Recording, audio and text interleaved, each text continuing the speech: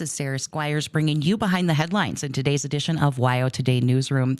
Today, I am joined by U.S. Representative Harriet Hageman. Welcome to the show, Representative Hageman. Sarah, it's always good to be with you. It feels like so much has happened since we last talked up in D.C.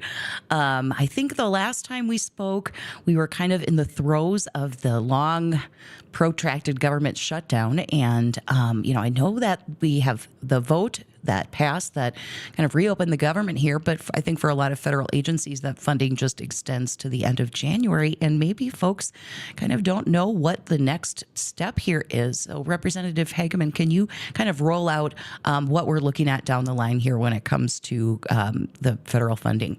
Well, of course, and I am very pleased that we finally have the government back open and moving forward with funding the programs that we should be funding, paying our employees, making sure that our military is taken care of, etc.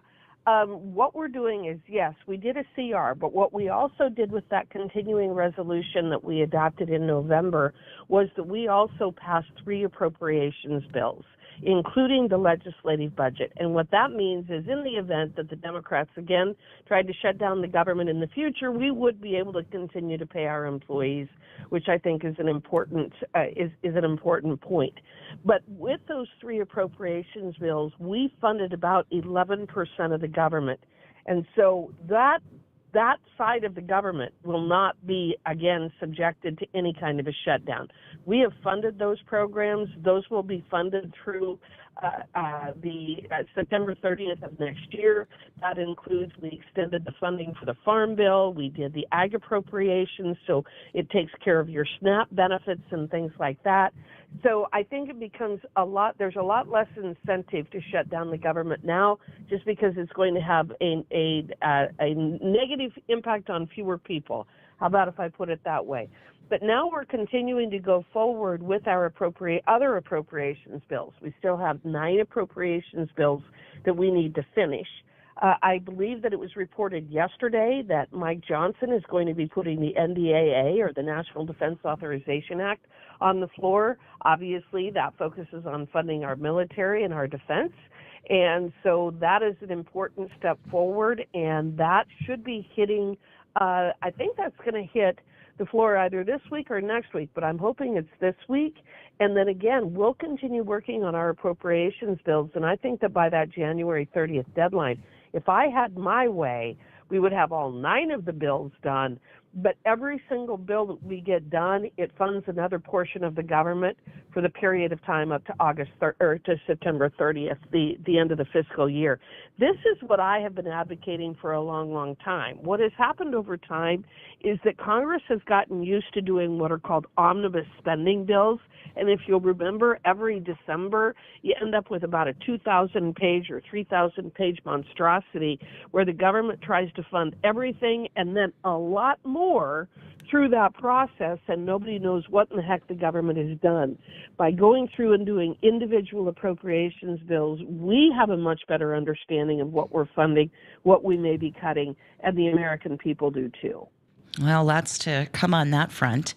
One thing I've been reading about lately is the Commercial Motor Vehicle English Proficiency Act, which I know that you have been a leader on. And I'm wondering if you can kind of spell out what this legislation would do here on the ground for folks.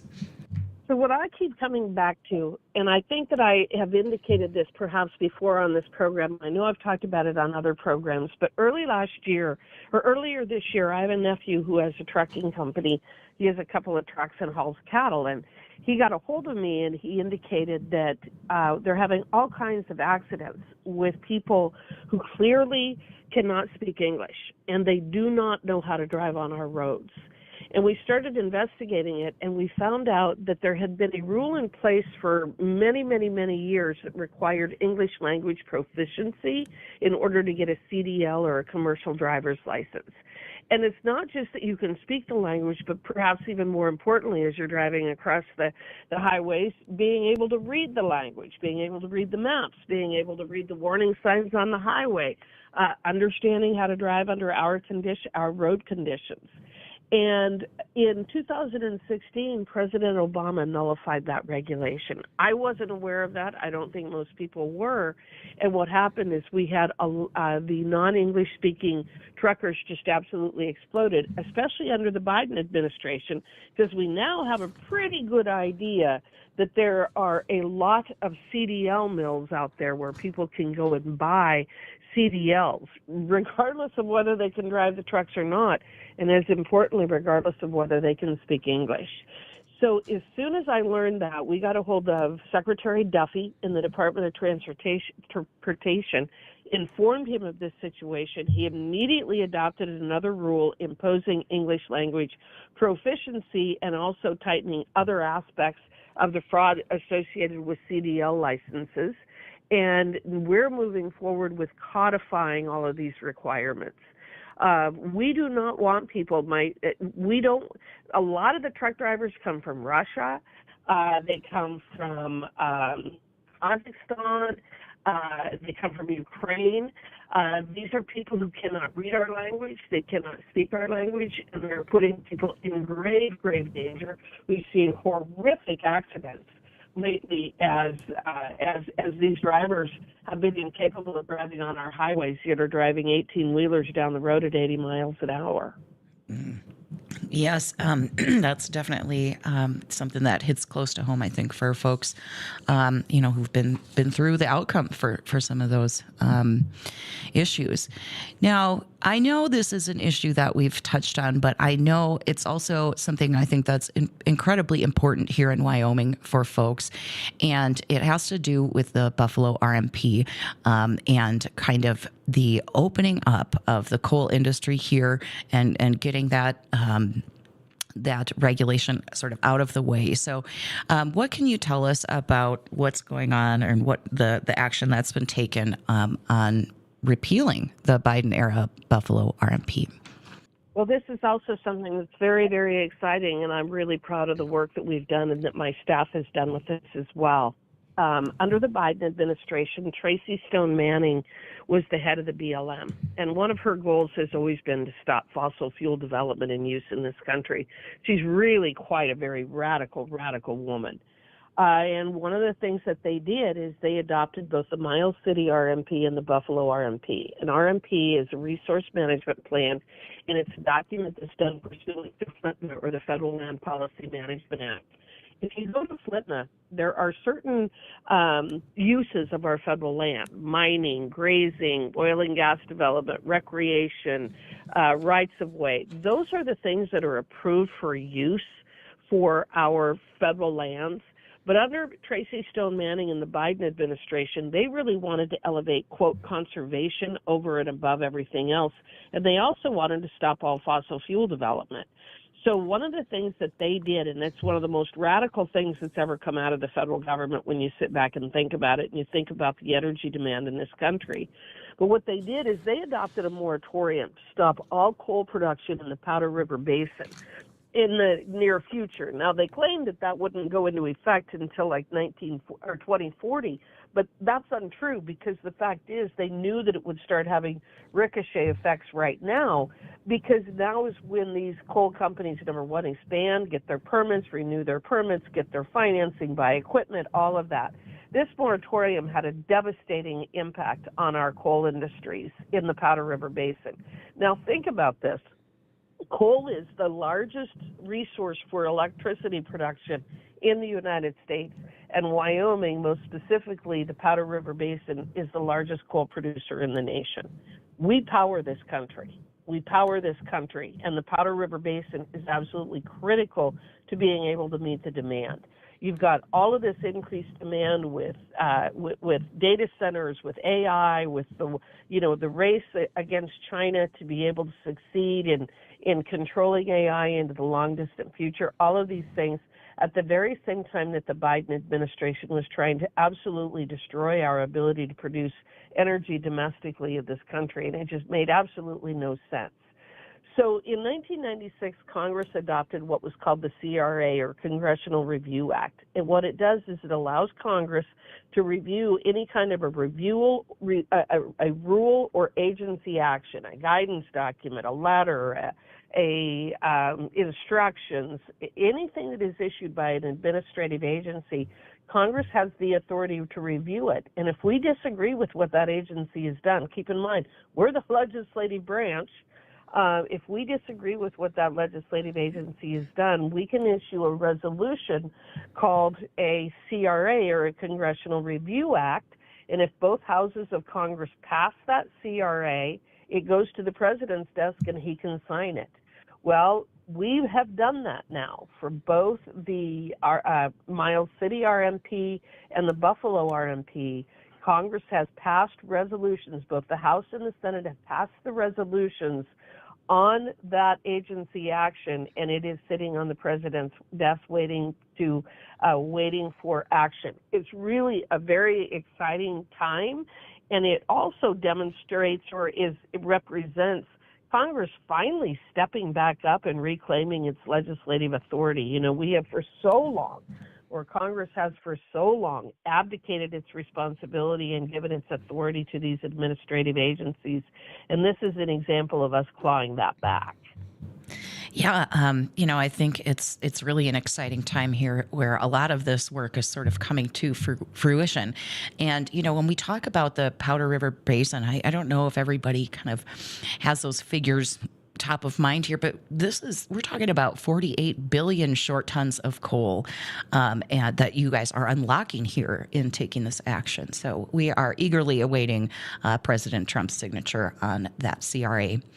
Now, Representative Hageman, there's one thing in December when it gets to this time of year that I ask everyone I talk to. So whether I'm speaking with a politician from Capitol Hill, doing the good work up in D.C., or, the little old lady on the corner, or, the little first graders at St. Margaret's School here in Riverton, I always look ahead to 2026. And I want to know, this could be personal, political, but I always ask folks, what are their kind of top aspirations for 2026 as we look ahead to the new year?